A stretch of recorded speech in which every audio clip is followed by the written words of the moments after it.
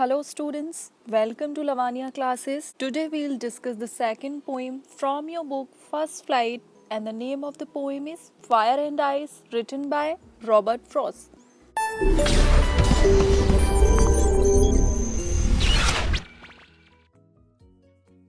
इस पोइट्री में पोइट हमें बता रहे हैं कि दुनिया का अंत टू वेज में हो सकता है, दो तरीकों से हो सकता है, ईदर बाय फायर और बाय आइस. सो यहाँ पे फायर और आइस का मतलब आग और बर्फ से नहीं है. It's a symbolic poem. Fire क्या सिंबलाइज कर रही है? फायर का कंपैरिजन किया जा रहा है डिजायर से और आइस का कंपैरिजन किया जा रहा है हेट्रेड से, नफरत से. तो यहाँ पर पोएट हमें यही बताने वाले हैं कि कैसे हमारी इच्छाएं और हमारी नफरत की वजह से दुनिया का एंड हो सकता है. Let us begin. Some say the world will end in fire, some say in ice. From what I have tasted of desire, I hold with those who favor fire. Desire means a strong feeling or wish, इच्छाएं, and favor means support, किसी को support देना, favour करना. तो यहाँ पर सम क्या है? यहाँ पर सम पीपल के लिए यूज़ किया गया है, लोगों के लिए. तो यहाँ पर पोइट लोगों की मेंटलिटी बता रहे हैं कि कुछ लोग कहते हैं कि इस दुनिया का जो अंत होगा वो आग की वजह से होगा, यानी कि डिज़ायर्स की वजह से होगा, उनकी इच्छाओं की वजह से होगा. और कुछ लोग कहते हैं कि इस दुनिया का अंत जो होगा वो आइस की वजह से होगा, यानी कि हेट्रेड की, नफरत की वजह से होगा. From what I have tasted of desire, I hold with those who favor fire. अब यहाँ पर I means पोइट की बात हो रही है. वो अपनी साइड बता रहे हैं कि जहाँ तक मैंने इच्छाओं के बारे में जाना है, जहाँ मैं डिज़ायर्स के बारे में जानता हूँ, मैं उन लोगों का फेवर करता हूँ जो फायर के साथ हैं, जो ये कहते हैं कि दुनिया का अंत फायर की वजह से होगा. मैं उन लोगों के साथ.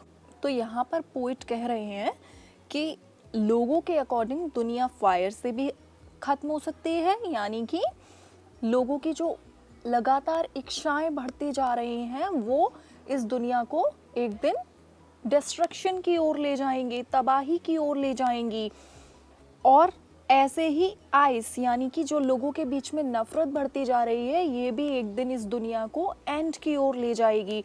लेकिन जितना पोइट ने एक्सपीरियंस किया है डिज़ायर्स को लेकर कि लोगों में कितना ज़्यादा इच्छाएं बढ़ चुकी हैं, वो एक दूसरे से कंपैरिजन करते रहते हैं ऑल द टाइम. जो दूसरों को चाहिए वो उन्हें चाहिए, और अगर नहीं मिलता है तो उसके लिए वॉर्स होते हैं, बहुत बड़ी बड़ी लड़ाइयाँ हो जाती हैं, जिसका सीधे सीधे ये रिजल्ट्स दिखता है कि धीरे धीरे ये अर्थ हमारी डिस्ट्रक्शन की ओर जाती जा रही है. तो पोइट ज़्यादा फेवर में है उन लोगों के जिनके सजेशन है फायर के साथ. But if it had to perish twice, I think I know enough of hate to say that for destruction ice is also great and would suffice. Perish means to die or end, खत्म होना. And suffice means sufficient, enough. तो अब poet कह रहे हैं कि अगर ऐसा होता है कि ये पृथ्वी 2 बार खत्म होती है, ये दुनिया अगर 2 टाइम्स ऐसा मौका मिलता है एंड होने का, तो मुझे लगता है हेट भी इनफ होगी, हेट भी इनफ होगी इस दुनिया के डिस्ट्रक्शन के लिए.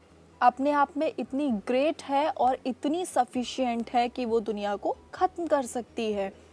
यानी कि पोइट को लगता है कि लोगों के बीच में नफ़रत भी इतनी बढ़ चुकी है कि ऐसा नहीं है कि सिर्फ डिज़ायर्स ही ख़त्म करें. अगर 2 बार अर्थ को ख़त्म होना होगा तो हेट अपने आप में सफिशिएंट है. वो इस दुनिया को, इस दुनिया के लोगों को धीरे धीरे डिस्ट्रक्शन की ओर ले जा सकती है. So with this we come to the end of this poetry. If you have any query or suggestion, please ask me in the comment section down below. And for more such videos, please subscribe to our channel Lavania Classes. Thank you.